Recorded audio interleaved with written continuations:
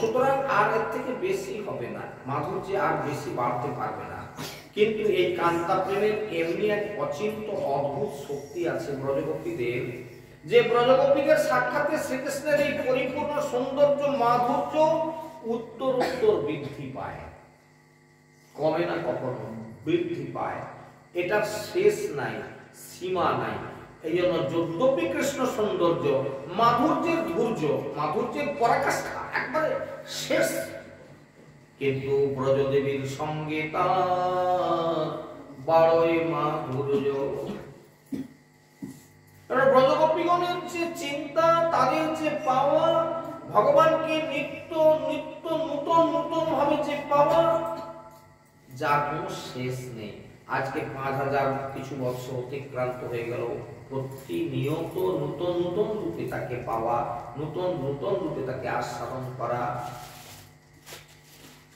প্রভু কহে সাধ্যাবধি সুনিশ্চয়। হ্যাঁ, খুশি হলাম রায়, তোমার কথা শুনে খুশি হলাম যে সাধ্যাবধি সুনিশ্চয়। এই পর্যন্ত সত্যি সাধ্য বস্তু, সাধ্য বস্তু এইখানেই পর্যন্ত। কিন্তু রামানন্দ যেন একবার নেশায় পড়ে গেছে, এত ভালো বক্তা রামানন্দ, হ্যাঁ, বলে যাচ্ছে, আর মুখ দিয়ে যেন অবিরল অমৃত ধারা প্রবাহিত হচ্ছে। শুনতে শুনতে প্রভু কহে এই সাধ্যাবধি সুনিশ্চয়। সুনিশ্চয় এই পর্যন্ত যে সাধ্য বস্তু এবং প্রেমের এটা শেষ সীমা, এটা নিশ্চয়। কিন্তু কৃপা করি কহ যদি আগে কিছু হয়, এর আগে যদি আর কিছু হয় তাহলে বলো, আর কিছু কি আছে? তুমি যেটা বললে না ঠিক, এটা সুনিশ্চয় করলাম। রায় তখন একটু মুচকি হেসে বলছেন, রায় কহে ইহার আগে পুছে কেন জনে,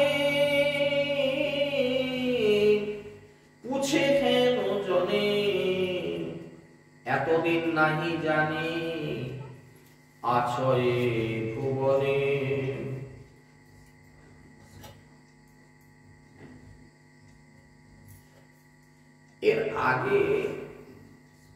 এর আগে কেউ কোনোদিন তার আস্বাদন করতে পারে না। এতদিন নাহি জানি আছয় ভুবনে, ভুবনে এর উপরে আর কিছু আছে বলে আমার মনে হয় না। তবে ইহার মধ্যে রাধার প্রেম, কার প্রেম? রাধার প্রেম। সাধ্য শিরোমণি যাহার মহিমা সর্বশাস্ত্রেতে বাখানি। বলছে এর থেকে বেশি কিছু আছে বলে এতদিন পর্যন্ত ভাবতে পারিনি, কিন্তু আছে, কিন্তু আছে। সেটা হচ্ছে রাধা প্রেম। এই রাধা প্রেম কি তাহলে এটা কান্তা প্রেম না আর কিছু? না, কান্তা প্রেম বটে, কিন্তু এর কিছু এক্সট্রা কোয়ালিটি আছে, যে কোয়ালিটির জন্য রাস ত্যাগ করে ভগবান কাকে নিয়ে চলে গেলেন ভাগবত কিন্তু বলেননি। ভাগবত কিন্তু বলেনি, ওখানে রাধার কথা বলা নাই ভাগবতে, যে রাধা রানীকে নিয়ে তিনি চলে গেছিলেন না। চৈতন্য চরিতামৃতকার কবিরাজ গোস্বামী বর্ণনা করছেন যে এখান থেকে কাকে নিয়ে সরে পড়ছিলেন। ওই যে পাগুলো দেখা গেছিল পাশাপাশি একজন ব্রজবধূ চলে গেছে, কে? ও হচ্ছে গোপীশ্রেষ্ঠা রাধারানী, যা প্রেম অনবদ্য। মানে এর মধ্যে রাধা প্রেম সাধ্য শিরোমণি, একেবারে টপ মোস্ট জায়গা এটা, যার মহিমা সর্বশাস্ত্রেতে বর্ণনা করা হয়েছে। তাহলে কৃষ্ণ কান্তা, কান্তা প্রেম বলে কৃষ্ণের প্রতি কৃষ্ণকান্তা ব্রজগোপীদের প্রেমকেই বোঝানো হচ্ছে। ব্রজগোপীদের প্রেম কিন্তু রসের বৈচিত্র্য সম্পাদনের নিমিত্ত, রসের বৈচিত্র্য সম্পাদনের নিমিত্ত ব্রজগোপীদেরও আবার ভাবের কিছু বৈচিত্র্য আছে, কিন্তু তাদের প্রত্যেকের প্রেমই হচ্ছে দাস্য শ্রদ্ধাদি থেকে নিশ্চিতভাবে শ্রেষ্ঠ। ভাবের বৈচিত্র্য অনুসারে তাদের যে প্রেমের যে তারতম্য আছে, সেই তারতম্য যেটা বলা যাচ্ছে না ঠিক করে, তবু কিন্তু একটা আছে, তার শিরোমণি হচ্ছে রাধা। রামানন্দ বড় খুশি করলে, হ্যাঁ, বড় আনন্দ দিলে। প্রভু কহে আগে কহ শুনি পাইয়ে সুখে, অপূর্ব অমৃত নদী বহে তোমার মুখে। অমৃতের জন্য নদী বয়ে যাচ্ছে তোমার মুখে, তুমি বলো বলো। আমি আমি একেবারে শুনতে শুনতে নিজেকে অতি ধন্য মনে করছি, তুমি বলে যাও। তখন রামানন্দ বলছেন, কি সেটা? ওই যে শান্ত শিরোমণি রাধারানী, সেটা কি? রাধারানীর কি আছে, এক্সট্রা কোয়ালিটি কি? এই ব্রজগোপীদের থেকে আর কি বিশেষত্ব আছে? না বলে, চুরি করি রাধারে নীল গোপীগণের ডরে, অন্য অপেক্ষা হইলে প্রেমের গাঢ়তা না স্ফুরে।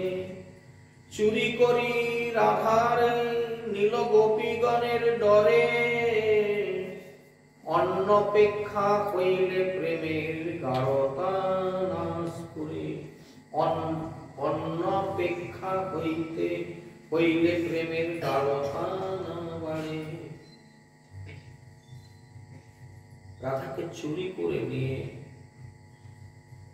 চলে গেলেন, কি কারণে? গোপীগণের ভয়ে, গোপীদের ভয়ে রাধারানীকে নিয়ে ওখান থেকে সরে যায়। এখন সকলের মধ্যে আপনার কিছু কোয়ালিটি আছে, তো আমি যদি এরকম বলি, ঠিক আছে এখানে সমান ভাগ, সমান ভাগ, একজন ফুল বাজিয়া, একজন করতাল বাজিয়া, একজন ঝুমকা লড়ার লোক বলে আমরা রোজগার করছি 500 টাকা, 5 জন আসছি, সকলে 100 টাকা করে নিলাম।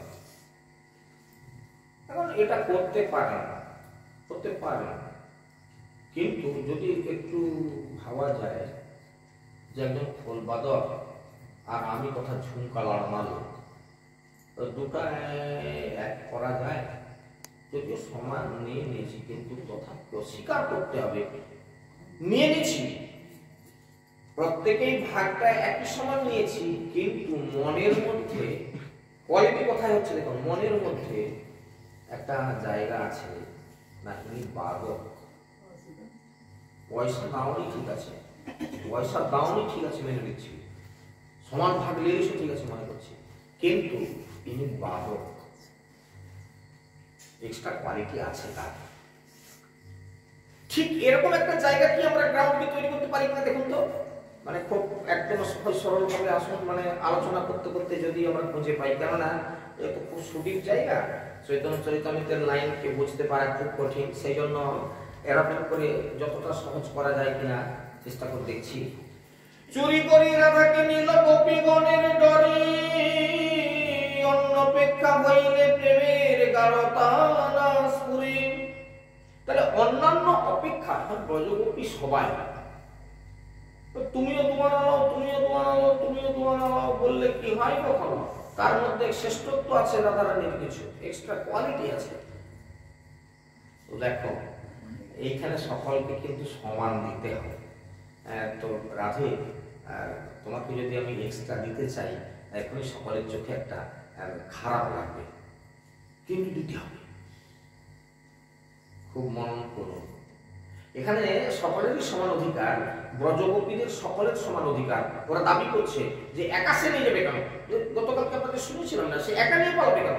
আমাদের যাতে সকলের অধিকার, সকলের অধিকার বটে, সকলকেই দুয়ানা দেয়া আছে, তা হলো রাধারানীর একটা শ্রেষ্ঠত্ব আছে। তোমাকে গোপনে দিয়ে চাল রাস্তার দিকে দিয়ে, এখানে সকলের কাছে তোমাকে যদি বেশি দিই লোকে কেউ কিছু বলবে কেন, চলো ওখানে দিয়ে দিই। যদি এরকম একটা ভাবনা আমরা নিয়ে আসি, যে ভাবনা থেকে ব্রজেশ্বর ভগবান কৃষ্ণ রাধারানীকে চুরি করে নিয়ে গেলেন, চুরি করা এই কারণে সকলের চোখের সামনে না নিয়ে লুকিয়ে। তারা যখন দেখলো যে, দেখে প্রথমটা বুঝতে পারেনি, তাহলে তিনি চলে গেলেন, পরে বুঝলেন যে না, একজনকে কিন্তু এক্সট্রা করে নিয়ে চলে গেছেন। রাধা লাগি গোপীরে যদি সাক্ষাৎ করেতে, তবে জানি রাধায় কৃষ্ণের গাঢ় অনুরাগ। রামানন্দ বলছে, প্রভু এখন রাধারানীর লেগেই যদি গোপীদের সাক্ষাতে গোপীগণকে ত্যাগ করে তাকে এক্সট্রা করে নিয়ে যায়, তাহলে প্রমাণ করা যায় কি যে রাধার কিছু শ্রেষ্ঠত্ব আছে। তাহলে জানি রাধায় কৃষ্ণের গাঢ় অনুরাগ আছে, এর থেকেও গাঢ় অনুরাগ আছে। কান্তা প্রেম বটে, দেখুন খুব মন দিয়ে শুনবেন, কান্তা প্রেম বটে, সকলেরই কান্তা প্রেম, কিন্তু রাধা প্রেমের মধ্যে একটা এক্সট্রা কোয়ালিটি আছে। তা নাহলে তাকে চুরি করে নিয়ে গেল কেন? মহাপ্রভু শুনতে শুনতে একবারে বিভোর হয়ে গেছে। রামানন্দের এই কথা শুনে দারুণ প্রমাণ দিয়েছে, দারুণ প্রমাণ।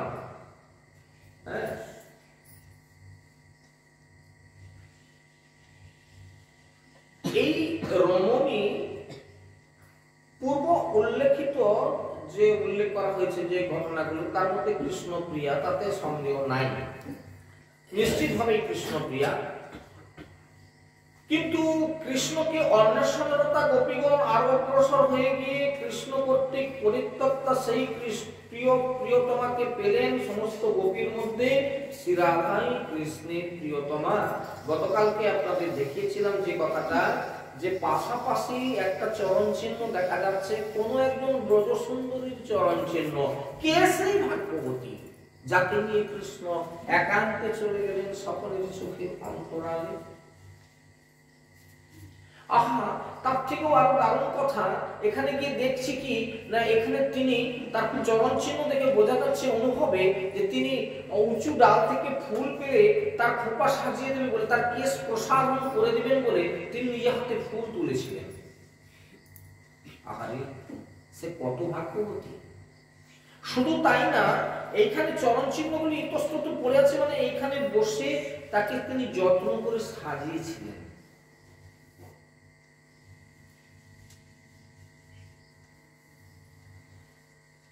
প্রভু কহে আগে কহ শুনি পাই সুখে, অপূর্ব অমৃত নদী বহে তোমার মুখে।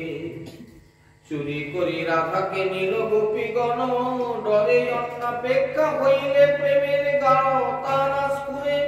রাধা লাগি গোপীরে যদি সাক্ষাৎ করে ত্যাগ, তবে জানি রাধায় কৃষ্ণের গাঢ় অনুরাগ।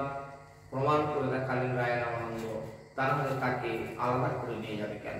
তাহলে কৃষ্ণের রাধারানীর প্রতি গাঢ় অনুরাগ আছে। ব্রজগোপীদের প্রতি ছিল, কিন্তু রাধারানীর প্রতি তার থেকেও গাঢ় একটা অনুরাগ। এখন একটু আলোচনা প্রসঙ্গে গিয়ে আমরা আরেকটা কথা তুলে ধরবার চেষ্টা করি, যে রাধা প্রেমই হচ্ছে সাধ্য শিরোমণি, এর থেকে আর সাধনার কিছু নাই। এই রাধা প্রেম পর্যন্তই সীমা, প্রেম রস সীমা এই পর্যন্ত, যার মহিমা সর্বশাস্ত্রে বর্ণনা করা আছে। রাধা প্রেমের বাস্তবিকই যদি সাধ্য শিরোমণি হয়, তাহলে অবশ্যই তার মহিমাও কি বলবো সর্বাতিশায়ী হবে। রাধা প্রেমের মহিমায় সর্বাতিশায়িত্বের কথা রায় রামানন্দের মুখে প্রকাশ করবার উদ্দেশ্যে যেন প্রভু একটা আপত্তি, ছোট্ট করে আপত্তি জানালেন। কিরকম কথাটা? না, সাধ্য শিরোমণি অবশ্যই, তাহলেও তার যে সর্বাতিশায়ী রাধা প্রেমের মহিমায় যে সর্বাতিশায়িত্বের কথা রায় রামানন্দের মুখে প্রকাশ করাবার উদ্দেশ্যে যেন প্রভু একটা আপত্তি উত্থাপন করলেন। প্রভু বললেন, রায়, এখন রাধা প্রেম যদি সাধ্য শিরোমণি হবে এবং তার মহিমা যদি সর্বাতিশায়ী হবে, তাহলে তাতে অন্নপেক্ষা থাকতে পারে না। অন্নপেক্ষা থাকলে বোঝা যায় যে প্রেমের সেবা বাসনা সর্বাতিশায়ী বা অবাধ বিকাশ নাই, অবাধ বিকাশ নাই তাহলে এর মধ্যে। কিন্তু মনে হয় যে রাধা প্রেমে অন্নপেক্ষা আছে, অন্যান্য পেক্ষা রাধা প্রেমের মধ্যে কিছু বৈশিষ্ট্য আছে। আর তা যদি হবে, তাহলে কেন শ্রীকৃষ্ণ অন্য গোপীদের ভয়ে তাদের অজ্ঞাতসারে কৃষ্ণকে গোপনে অন্যত্র নিয়ে গেলেন? যদি রাধার প্রতি শ্রীকৃষ্ণের গাঢ় অনুরাগী থাকতো, তাহলে অন্য গোপীদের কোনরূপ অপেক্ষা না রেখেই তাদের সম্মুখভাগ থেকে রাধাকে নিয়ে যেতেন, অথবা রাধার প্রতি মিলিত হওয়ার জন্য শ্রীকৃষ্ণ সাক্ষাৎভাবেই অন্য গোপীদেরকে ত্যাগ করে যাইতেন। তখন তিনি কিন্তু সেটা তিনি করেননি। প্রথমে শারদীয় মহারাসে যখন দেখা যায় যে অন্য গোপীদের অজ্ঞাতসারেই শ্রীকৃষ্ণ রাধাকে নিয়ে পালাইয়া গিয়েছেন, তখন স্পষ্টই বোঝা যাচ্ছে যে রাধার প্রতি শ্রীকৃষ্ণের গাঢ় প্রেম নাই। আপাতদৃষ্টিতে মনে হয় প্রভুর আপত্তিটি যেন অদ্ভুত, যেন প্রকরণ সঙ্গত নয়। এটা মনে হচ্ছে সাধারণভাবে কেউ শুনলে সে কথা মনে করবে, কিন্তু প্রসঙ্গ হচ্ছে যে রাধা প্রেম সম্বন্ধে, প্রসঙ্গটা এখন আসলো রাধা প্রেম সম্বন্ধে। এখন কিন্তু গোপী প্রেম বলা হচ্ছে না, শুধুমাত্র রাধা প্রেম নিয়ে এখন আলোচনাতে আসা যাচ্ছে। রাধা প্রেম অন্য প্রেক্ষাহীন কিনা এটাকে যখন প্রমাণ করতে হবে, এটাই প্রতিপাদ্য বস্তু।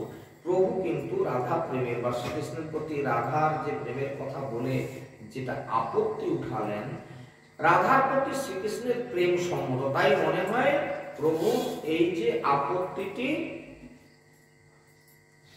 এই আপত্তির একটা কারণ আছে। রায় কহে তাহা শুনো প্রেমের মহিমা। এবার আবারও বর্ণনা করছেন মহাপ্রভু যখন একটু কিন্তু বোধ করছেন, রায় কহে তাহা শুনো প্রেমের মহিমা, ত্রিজগতে নাহি রাধা প্রেমের উপমা। রাধারানীর প্রেমের মতো আর কোন উপমা পৃথিবীতে নাই। গোপীগণের রাস নৃত্য মণ্ডলী ছাড়িয়া রাধা চাহি বনে ফিরে বিলাপ করিয়া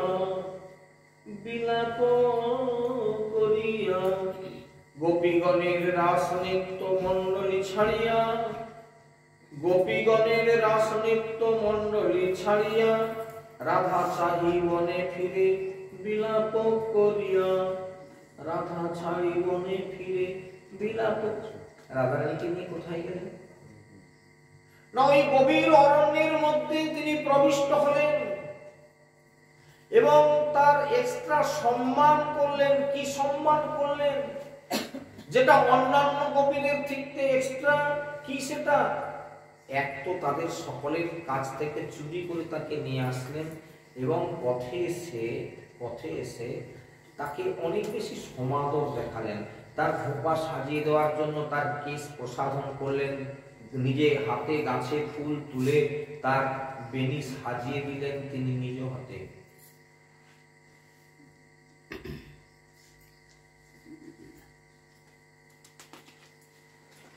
তাহলে এর থেকে কি প্রমাণ হচ্ছে না যে অন্যান্য অপেক্ষা এই দুই শ্লোকের অর্থ বিচারিলে জানি, বিচারিতে উঠে যেন অমৃতের খনি। শত কোটি গোপী সঙ্গে রাস বিলাস, শত কোটি গোপী সঙ্গে রাস বিলাস, তার মধ্যে এক মূর্তি রহে রাধা পাস, এক মূর্তি রহে রাধা পাস। সাধারণ প্রেমে যদি সর্বত্র সমতা, রাধার কোটি প্রেম হইল বামতা। শত কোটি গোপী সঙ্গে এখানে উল্লেখ করা হয়েছে। তার আগে উল্লেখ করেছেন রাধা চাহি বনে ফিরেন। তাহলে শ্রীকৃষ্ণ যে রাধাকে অন্বেষণ করার নিমিত্তই রাসস্থলী ত্যাগ করে এসেছেন, কিন্তু গোপনে রাধাকে নিয়ে নিবৃত স্থলে বিহার করার জন্য সে রাধার সঙ্গে যুক্তি করিয়া আসেন নাই। তাহলে যুক্তি করে আসেনি। এর দ্বারা কি প্রমাণ হচ্ছে? যুক্তি করে যদি আসতো তাহলে কিন্তু তার প্রমাণ আলাদা হতো। যুক্তি করে আসেনি, রাধারানীর সঙ্গে যুক্তি করে আসেনি। এই যুক্তিটা কার? এক্সট্রা করে তোমাকে আমি কিছু সম্মান করব, সেই যুক্তিটা হচ্ছে নিজের।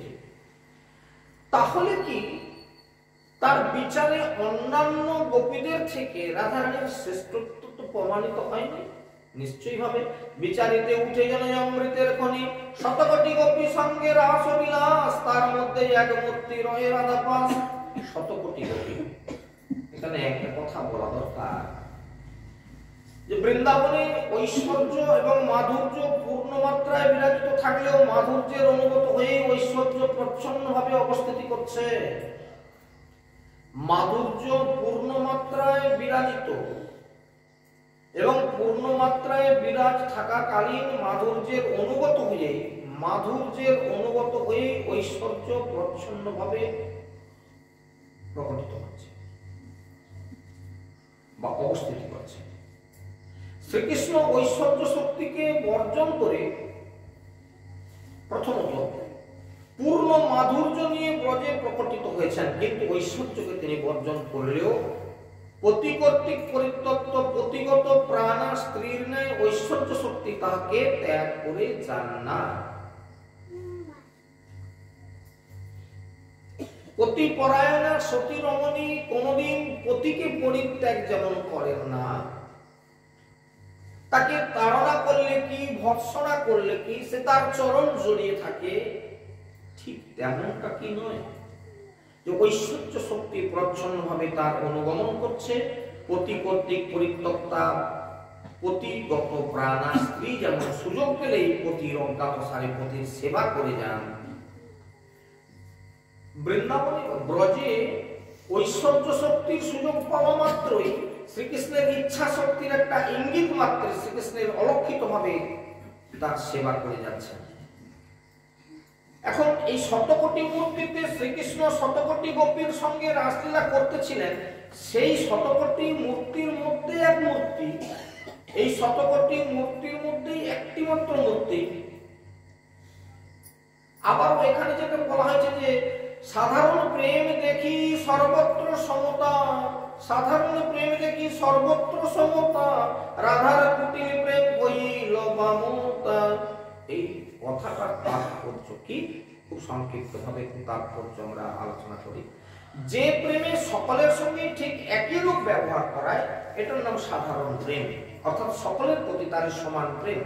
যে প্রেমে কারো সম্বন্ধে কোনো বিশেষত্ব নাই, একই রকম সর্বত্র সমতা, সকল গোপীর প্রতি একরূপ ব্যবহার, অপর গোপীর প্রতি যেরূপ ব্যবহার স্বয়ং রাধারানীর প্রতিও ঠিক তদ্রূপই ব্যবহার। তাহলে কুটিল প্রেম ইত্যাদি প্রেম কুটিল বলে তাতে বামতা এসে যোগ দিচ্ছে, বামতা বা বাম্য ভাব জন্মানো। কুটিল দিয়ে বামতা জন্ম, বামতা হচ্ছে বাম্যতা। কুটিল প্রেম বশত, প্রেমের কুটিলতা বশত, প্রেম যে কুটিল তার প্রমাণ রূপে নিম্নলিখিত যে শ্লোক এবার একটি শ্লোক তুলছেন। কি সেটা? অহিব গতি প্রেমনা, কি অদ্ভুত উজ্জ্বল নির্মলি থেকে তুলে দিচ্ছেন সিঙ্গার শ্লোক, খুব সুন্দর। অহিব গতি প্রেমনা স্বভাব কুটিলা ভবে। আগে শুনেন, ব্যাখ্যায় আসবো। স্বভাবে কুটিলা ভবে অত হেতু রহিতশ্চ নির্মাণ উদস্নতি। অর্থ অহিরিব গতি প্রেমনা, অহি মানে হচ্ছে সাপ, সাপের গতির ন্যায় প্রেমের গতিও স্বভাবতই কুটিল গতি। সেই জন্য হেতু থাকলে এবং হেতু না থাকলেও যুবক যুবতীর মানের উদয় হয়ে থাকে। হেতু থাকলে কি, না থাকলে কি, মানের উদয় হয়ে থাকে। অর্থাৎ সাপ যেরকম কুটিল হয়, প্রেম ঠিক এইরকম কুটিল প্রকৃতির। প্রেম হচ্ছে কুটিল প্রকৃতির। এবং এই শ্লোকের যে তাৎপর্য, প্রেমের গতি স্বভাবতই কুটিল বা বক্র। সেই জন্য মানের কোনো হেতু থাকলে তো মান জন্মাতেই পারে, এটা বলার কিছু নাই। কিন্তু না থাকলেও, কোনো হেতু না থাকলেও কেবল প্রেমের স্বভাবতই এই মান জন্মে থাকে, কোনো কারণ নাই। একটা উদাহরণ দিচ্ছি, কেউ মনে কিছু করবেন না, কোনো মন্তব্য করবেন না।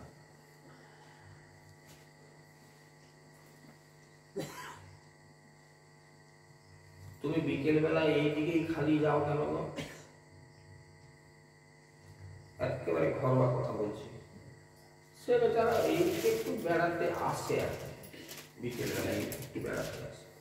তুমি বিকেলবেলা ওইদিকে যাও কেন?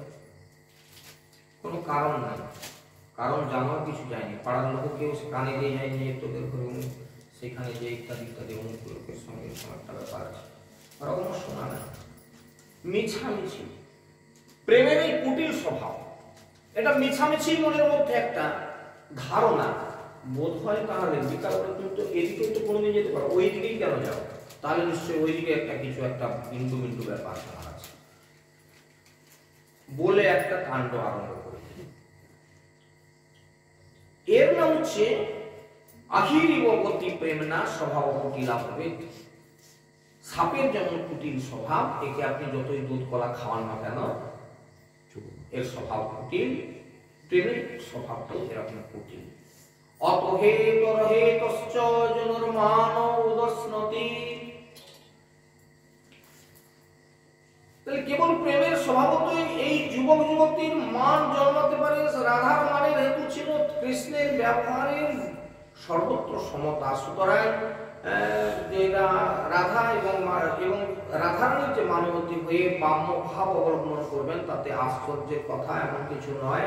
সুতরাং সে রাধা মানবতী হয়ে বাম্য ভাব অবলম্বন করেছিলেন বলেই রাগ করে রাসস্থলী ছেড়ে চলে গেলেন। তাকে রাসস্থলীতে দেখতে না পেয়ে রাধা প্রাণ শ্রীকৃষ্ণ অত্যন্ত ব্যাকুল হয়ে পড়লেন এবং ব্যাকুলতার হেতু এবার বর্ণনা করা হচ্ছে। ক্রোধ করি রাস ছাড়ি গেল মানি করি, তারে না দেখিয়া ব্যাকুল হইল শ্রীহরি। একটা আবার উদাহরণ একটা নিচ্ছি আপনাদের বোঝার সুবিধার্থে, এই শ্লোকটাকে বোঝানোর জন্য। স্বামী স্ত্রীতে দুজনেই গিয়েছি একটা অন্নপ্রাশন বাড়ি বা বিয়ে বাড়ি হচ্ছে, কুটুম ঘরে গিয়েছি।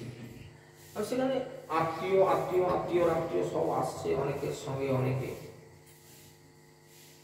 ছেলে মেয়েরা সব অনেকেই আনন্দ করছে, কথাবার্তা বলছে। ক্রোধ করি রাস ছাড়ি গেল মানে করি। সেখানে অনেক লোকজন আছে, এবার রহস্য রসিকতা হয়তো কথা বলতে বলতে কার সঙ্গে একটু রহস্য রসিকতা, সে অমনি না বলে হয়ে পালান। কথা গেল কি কারণটা কি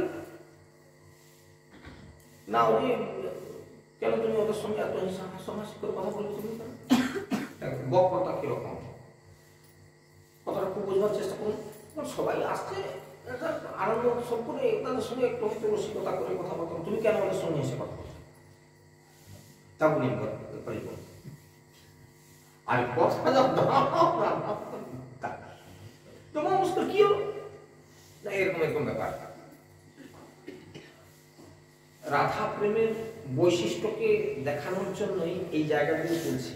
হ্যাঁ, ক্রোধ করি রাস ছাড়ি গেলা মানি করি, তারে না দেখিয়া ব্যাকুল হইলা শ্রীহরি।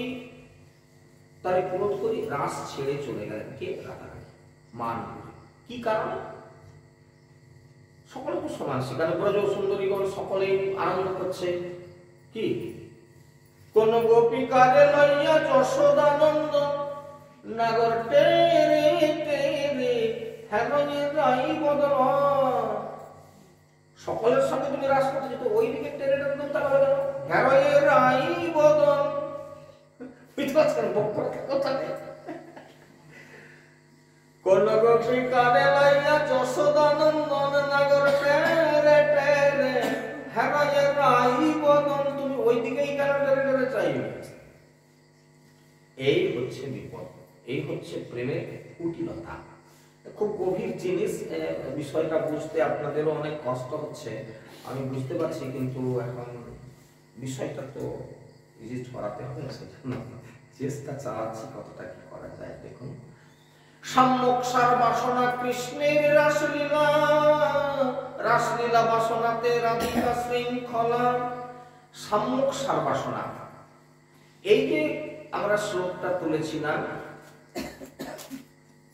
সংসার বাসনাবদ্ধ শৃঙ্খলা। হ্যাঁ, সংসার বাসনা, শ্রীকৃষ্ণের যত বাসনা আছে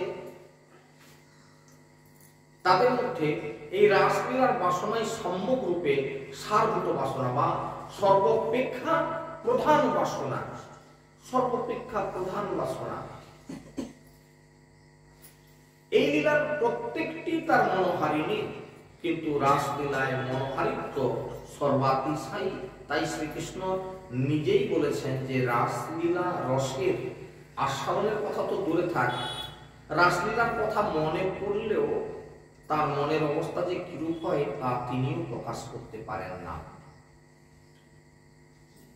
রাসের কথা মনে পড়লেই তিনি বিমনা হয়ে পড়েন। সন্তি যদ্যপি যে প্রাপসা লীলাম তন্তা মনোহরা নাহি জানে স্মৃতে রাসে মনো যে কীদৃশং ভবে। মন যে কেমন হয়ে যায় নিজেও বুঝতে পারে না, এমনই একটা ঘটনা আছে এর মধ্যে। এই রাসলীলা বাসনাতে যে রাধিকা শৃঙ্খলা, কোন জিনিসকে আবদ্ধ করে বা বেঁধে রাখলে যেমন শৃঙ্খলার দরকার, শ্রীকৃষ্ণ রাসলীলার বাসনাটিকে আবদ্ধ করে রাখবার জন্য, দৃঢ়ত্বীকরণের জন্য একটি শৃঙ্খলার দরকার। এই শৃঙ্খলাটাই হচ্ছে রাধা। কোন একটা নিয়মকে দৃঢ় করে বেঁধে রাখার জন্য একটা শৃঙ্খলা দরকার, একটা সৌষ্ঠব দরকার। একটা ছোট্ট করে উদাহরণ করলে বুঝতে পারা যায় কিনা দেখুন তো। মন্দিরের নিয়ম হচ্ছে ব্রত মাসে কিন্তু 6:30টায় অনুষ্ঠান শুরু, এটা শৃঙ্খলা। আমাদের নিয়ম কিন্তু এটা, আমরা জাস্ট সময়ে অনুষ্ঠানটা শুরু করব। এই শৃঙ্খলার জন্য আপনারা অনেকে অনেক পরে পরে আসেন, কিন্তু শুরু করার জন্য ন্যূনতম যে কয়েকজন দরকার, আপনারা যারা দু একজন প্রথমেই আসেন তারা দেখে থাকবেন যে সেই কজন অন্তত এসে উপস্থিত না হলে শুরু করা যায় না। তাহলে একটা শৃঙ্খলা আছে। আপনাদের অনেকের যদি সেই শৃঙ্খলাটা নাও থাকে, আমি কি করবো, আমার কাজকর্ম সেরে যেতে একটু দেরি হচ্ছে, ওরা এসে তার কারণ করবো না, যাবো তো যাবো, সেটা যদি আপনারা করেন করবেন। কিন্তু এই নিয়মটা রাখতে গেলে একটা শৃঙ্খলা আছে, আছে তো নিশ্চয়ই। তাদেরকে সেই শৃঙ্খলাটা পালন করতে হয়, ভজনকে অন্তত সেই শৃঙ্খলাটা পালন করতে হয়। আপনারা প্রত্যেকদিন এসে দেখেন যে ঠিক টাইম হওয়ার আগেই কিন্তু এখানে ভোগ পৌঁছে গেল, সেবাই আসনে বসে গেছে। তাহলে একটা শৃঙ্খলা আছে, হুইল সেইভাবে দেওয়া আছে। তুমি যাই করো না কেন টাইমে তোমাকে কিন্তু এখানে দিয়ে দিতে হবে।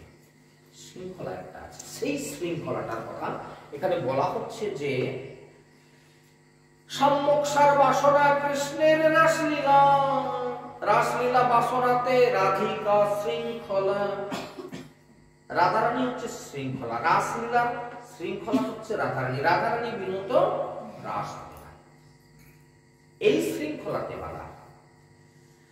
তো যে কারণবশত তাহা বিনু, তাহা বিনু কথাটা হচ্ছে রাধা ব্যতীত নাহি ভাই, তাহা বিনু রাসলীলা নাহি ভাই চিতে, মন্ডলী ছাড়িয়া গেলা রাধায় আচম্বিতে।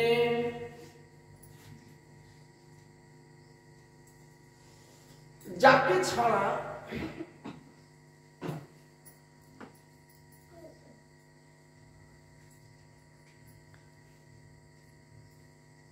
আমি রাস বিলাসে যাব না ললিতা, যদি নাহি আসে সেন। আমি নৌকা বিলাসে যাব না বিশাখা, যদি নাহি আসে সেন। নৌকা বিলাসে যাব, কিন্তু শ্যাম সুন্দর ছাড়া কি নৌকা বিলাস হবে? আমি যাব না। যদি নাহি আসে শ্যাম, তাহলে আমি যাব না বিশাখা। আমি নৌকা বিলাসে যাব না বিশাখা, যদি নাহি আসে শ্যাম। ঠিক সেই কথাটাকে তুলে দেওয়ার চেষ্টা করছি। তাহা বিনু রাসলীলা নাহি ভাই চিতে, রাধা ছাড়া রাসলীলা চিন্তাই করা যায় না। নাহি ভাই চিতে, মন্ডলী ছাড়িয়া গেলা রাধা আচম্বিতে। ওই যে রাধারানীর কুটির প্রেম, রাধারানীর রাগ হলো, রাসমঞ্চ ত্যাগ করে চলে গেল। রাধা চলে যাওয়ার পরে রাসস্থলীতে রাধা ব্যতীত অন্যান্য সমস্ত গোপীরাই তো ছিলেন, তথাপি রাসলীলায় শ্রীকৃষ্ণের আর মন বসল না। এই জায়গাটা অত্যন্ত গভীর, অত্যন্ত অত্যন্ত গভীর জায়গা। আর রাসলীলায় মন বসলো না, তাহলে রাধার অনুপস্থিতির বিষাদ শতকোটি গোপীর উপস্থিতিতে দূরীভূত হলো না। শতকোটি গোপী উপস্থিত আছে, শুধু রাধারানী নেই। এবং তাই কি করলেন, তিনি রাসস্থলী ত্যাগ করে ইতস্তত ভ্রমী চারদিকে ভ্রমণ করতে লাগলেন। কাহা রাধা না পাইয়া, কাহা রাধা কাহা রাধা কাহা রাধা। বিষাদের স্বরে কৃষ্ণ কামবাণে একেবারে জর্জরিত হয়ে, ক্ষীণ হয়ে বনে বনে ঘুরতে লাগলেন। কাহা রাধা কাহা রাধা, কাহা গেলে তার দেখা পাই। শতকোটি ব্রজগোপী উপস্থিত তো আছে, রাস তো চলছে, তাহলে রাস ত্যাগ করে কৃষ্ণের মনের এই বিষাদ কেন?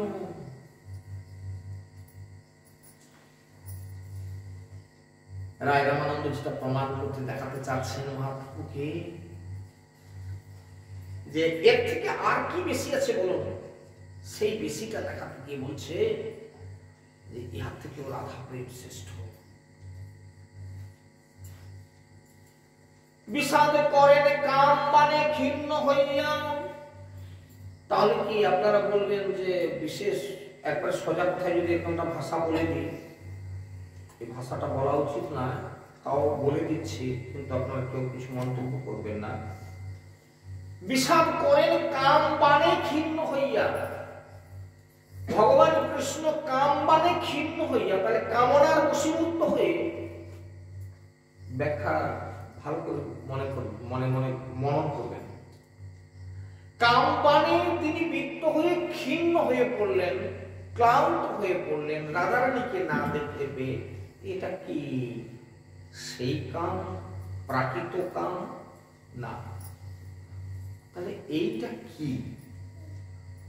এটা প্রাকৃত কাম নয়, এটা হচ্ছে প্রেমের একটা বৈচিত্র্য বিশেষ, প্রেমের একটা বৈচিত্র্য বিশেষ। কামের তাৎপর্য হচ্ছে কি? নিজের সুখ। কামের তাৎপর্য নিজের সুখ, কিন্তু শ্রীকৃষ্ণ স্থলে নিজের সুখের নিমিত্ত চঞ্চল হয়ে রাধার অনুসন্ধানে বার হননি, নিজের জন্য নয়। রাধা যেমন শ্রীকৃষ্ণকে সুখী করায়, আহ্লাদিনী শক্তি কৃষ্ণের। আহ্লাদিনী শক্তির ডেফিনেশন কি? না, যার দ্বারা কৃষ্ণে আহ্লাদ হয়, যে শক্তির দ্বারা কৃষ্ণ আহ্লাদিত হয় তার নাম আহ্লাদিনী শক্তি। আহ্লাদিত হয়। কান্তা প্রেমের মধ্যে একটা জায়গা আমি ছোট্ট করে একটা লাইন লাগিয়ে দিচ্ছি আপনাদের প্রত্যেকের জীবনে। কান্তা প্রেমের যে বৈচিত্র্যটা কেমন? নিজের সুখের নিমিত্ত নয়, নিজের সুখের নিমিত্ত নয়, কিন্তু রাধা যেমন শ্রীকৃষ্ণকে সুখী করায়, শ্রীকৃষ্ণকে সুখী করায় আহ্লাদ। আমাদের এই জগতে কান্তা প্রেম আস্বাদন করতে গিয়ে এমন কিছু করা উচিত না, এমন কিছু বাঁকা কথা বলা উচিত না, এমন কিছু দুঃখ দিয়ে কাউকে স্বামী স্ত্রীর মধ্যে এরকম কথা বলা উচিত না, এমন প্যাঁচ দিয়ে কথা বলানোটা উচিত না, যার দ্বারা এই আহ্লাদিনী শক্তিটা নষ্ট হয়ে যায়। কৃষ্ণে আহ্লাদয়ে যে তার নাম আহ্লাদিনী। তাহলে এমন কথার কাটিং হবে উভয়ের আহ্লাদ হবে। সেই আহ্লাদটা যদি কোথাও একটা কটাক্ষপূর্ণ হয়ে যায়, তুমি ওর দিকেই তাকাবে কেন? ঠিক এইরকম একটা কটাক্ষ, যদি এইরকম একটা কটাক্ষ এসে তাহলে কিনা বক্রতা এসে গেল, এই বক্রতাটা থাকলে ওই আহ্লাদিনী শক্তিটা লোপ হয়ে যাবে। ঠিক বলতে পারছি না বলে মনে হয় আমার। আসলে এই যে রাধা প্রেমের যে বৈচিত্র্য, আমি ঠিক বলতে পারছি না, আমি নিজে ব্যাকুল হয়ে যাচ্ছি, আমি বোঝাতে পারছি না আপনাদের কি মনে হয়।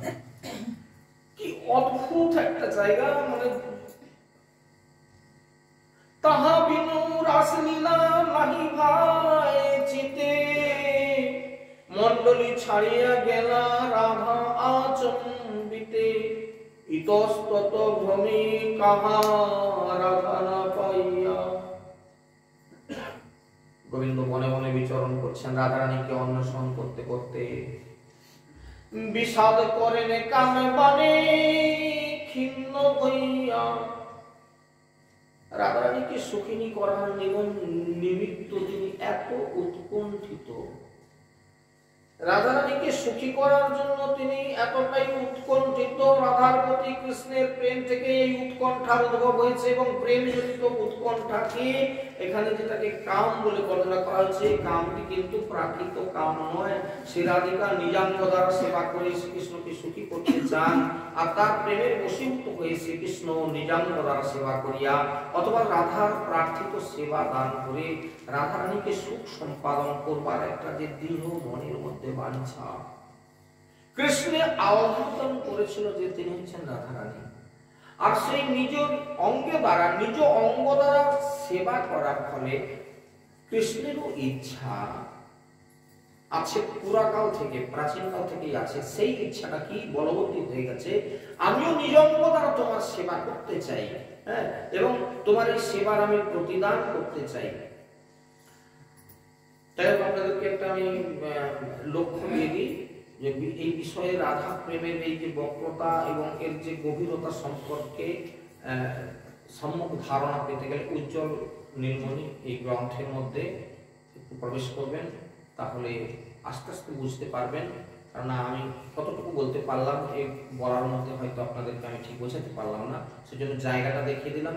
উজ্জ্বল নীলমণি এই গ্রন্থটা আপনারা সংগ্রহ করে যাদের ইচ্ছা আছে রাধা প্রেমকে জানার জন্য, একেবারে প্রাঞ্জল বর্ণনা আছে, একটু দর্শন করবেন। তারপরে একটা কথা বলি,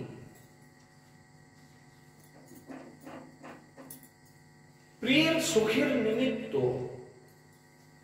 প্রিয়ার সুখের নিমিত্ত প্রিয়ের আলিঙ্গনাদি স্পৃহা জাগে। এই আলিঙ্গনাদি স্পৃহাও কিন্তু আল্লাদিনী শক্তিরই একটি বৃত্তি বিশেষ। সেজন্য ভগবান সর্বত নির্বিকার এবং আত্মারাম হলেও কারো সেবা গ্রহণের প্রয়োজন তার না থাকলেও ভক্তের প্রতি অনুগ্রহ প্রকাশের নিমিত্ত, ভক্তকে কৃতার্থ করবার নিমিত্ত, ভক্তের সেবা গ্রহণের ইচ্ছা এবং প্রয়োজনীয়তার অনুভব চিৎশক্তির বিচারেই ভগবানের চিত্তে উদ্বুদ্ধ হয়। এই জন্য ভগবানের দরকার না থাকলেও ভগবান ভক্তের সেবা গ্রহণ করতে চায়, শুধু তাদেরকে উজ্জীবিত করবার জন্য, তাদেরকে সেবা করবার জন্য। আর এই সেবা বাসনা যদি ভক্তের মধ্যে না থাকে, তাহলে ভক্ত ভগবানের যে টান এটা কেটে যাবে। যদি এরকম একটা প্রশ্ন একবারে সাধারণ জায়গায় চলে আসছি, এই যে যিনি বসে আছেন, সকালের দিব্যি এখানে বসে বসে ভাগবত কথা শুনে, আর আমাকে কিনা ওই দিকে পাঠিয়ে দিল, আমি ডেলি খড়াং খটং করতে আছি, হ্যাঁ আমার ভালো লাগে না, আমি করবো না, বলতেই তো পারি। এটা একটা উদাহরণ যদি নিই আপনাদের বোঝানোর জন্য, তোমরা দিব্যি এসে বসে গেলে এখানে দিব্যি করতেছো, আর আমাকে প্রত্যেক দিন তোমরা ভোগ রান্না করাচ্ছ, এই নাও সেই নাও, অমুক নাও, জল নিয়ে আসো, কড়া ধো, খুন্তি নিয়ে আসো, আগুন যাবো, আমার ভালো লাগে না, আমরা হবে বলতেই পারবে না, বলবে না। কেন বলবে না? এই সেবা করে যে সুখ পায়, সেই সুখ আপনারা জানেন। আপনারা জানেন বোধহয় এসে বসে গেলেই হলো, কিন্তু যারা সেবা করে এরা এক্সট্রা একটা সুখ পায়। প্রত্যেক দিন সকাল থেকে ফুল কুড়িয়ে কুড়িয়ে মালাগুলো গাঁথে, এর মধ্যে একটা সুখ আছে। সেই সুখটা বর্ণনাতীত, ভাষায় যেটাকে বর্ণনা করা যাবে না। কারণ এরকম ভাষা জ্ঞান আছে, বলতে পারবেন যে তারা কি সুখ পায়, কিন্তু একটা সুখ আছে, একটা আনন্দ আছে, যে আনন্দটার জন্যই তারা এটা করতে পারে। আপনি ওই আনন্দটা বুঝতে পারেন না, আপনার দ্বারা কোনোদিনই হবে না। ওর আনন্দটা ও বোঝে, ওই আনন্দটা আপনি আমি আস্বাদন করতে পারি না, তাই আমরা ওই কাজটা কোনোদিন করতে পারবো না, ওটা ও বোঝে। এই কথাটাকে যদি অনুভব করানো যায়, এই কথাটাকে যদি অনুভব করানো যায়, তাহলে বোধহয় আমি একটু বলতে পারলাম যে এই সেবা সুখের মধ্যে কি সুখ আছে। আর ওই সেবার মধ্যে সুখ না থাকলে অনেকেই ছেড়ে পালিয়ে যেত। আমাকে তুমি বিয়ে করে আনছো বলে ডেলি আমাকে রান্না করতে হবে, তুমি আগে রান্না, তুমি আগে রান্না, আমাকে ডেলি রান্না করতে কেন? আমার বাবা কিছু দেয়নি, আমার বাবা কিছু নাই, তোমার ওই চাকর থাকতে আসছে আমার না। ওরা রান্না করে পরিবারের সবাইকে পরিবেশন করে যে আনন্দ পায়, যে সুখ পায়, ওই সুখটার কথা আপনি জানেন না, তাই ও এই কাজটা করে। এর মধ্যে একটা সুখ আছে, এর মধ্যে একটা আনন্দ আছে। সেই আনন্দটাকে না আস্বাদন করতে পারলে রাধা প্রেমের মহিমাকে আমি বোঝাতে পারবো না, আমার সে যোগ্যতা নেই।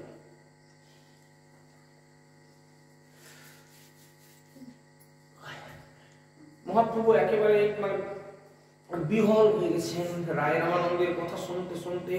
বলছে শত কোটি গোপীতে নহে কাম নির্বাপন, ইহাতে অনুমানী সে রাধিকার গুণ। তাহলে রাধারানী, শুধু রাধারানী নেই, কোটি কোটি ব্রজগোপী আছে, কিন্তু রাস ত্যাগ করে কেন গোবিন্দ চলে গেলেন? তাহলে এর দ্বারা প্রমাণিত হচ্ছে যে রাধারানীর এক্সট্রা কিছু কোয়ালিটি আছে, এক্সট্রা কিছু গুণ আছে।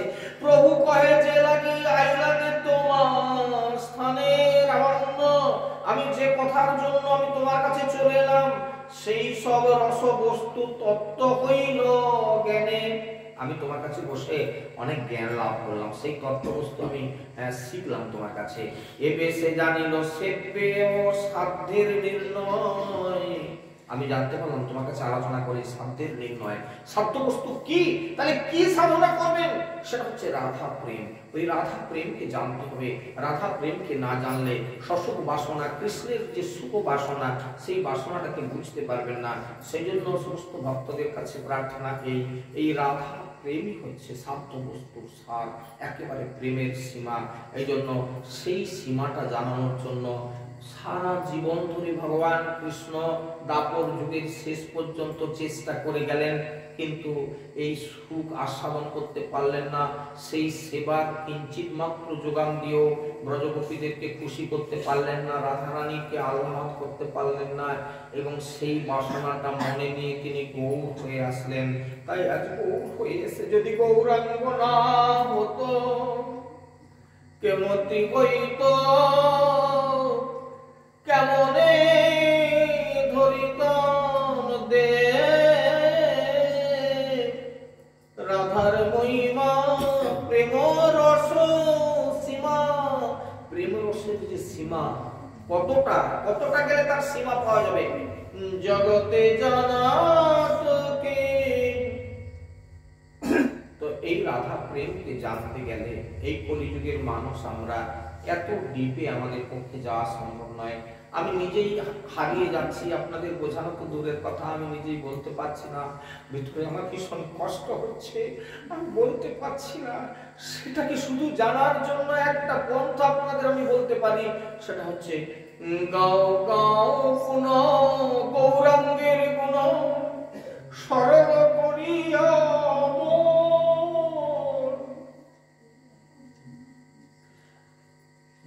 সরল মনে শুধুমাত্র সেই গৌরাঙ্গের গুণ গায়। এই গৌরাঙ্গের গুণ গাইতে গাইতে, গৌর নাম করতে করতে আশা করি আপনারা সেই রাধা প্রেমের আস্বাদন করতে পারবেন। পরের দিনকে আবার এখানে এসে শুরু করবো। আজকে এখানে বিশ্রাম। তাই গৌর প্রেমানন্দে রাখিলাম শিশু চৈতন্য চরিতামৃত লহরী কর্মী জগতন তাই গৌর প্রেমানন্দে